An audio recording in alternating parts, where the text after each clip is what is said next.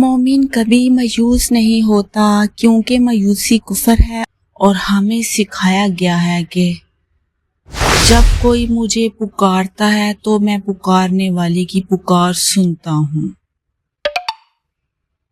اللہ کسی نفس پہ اس کی جان سے زیادہ بوجھ نہیں ڈالتا۔ بے شک ہر مشکل کے ساتھ آسانی ہے۔ غم نہ کرو، اللہ ہمارے ساتھ ہے، اور آپ کا رب بھولنے والا نہیں۔ اللہ کی رحمت سے نا امید نہ ہونا۔ اللہ کی طرف سے مدد اور فتح عنقریب ہوگی۔ فقط اس اللہ پر یقین رکھو، بے شک یقین رکھنے والوں کے لیے معجزے ہوتے ہیں۔ یقین رکھنے والوں کے لیے ہی کن کہا جاتا ہے۔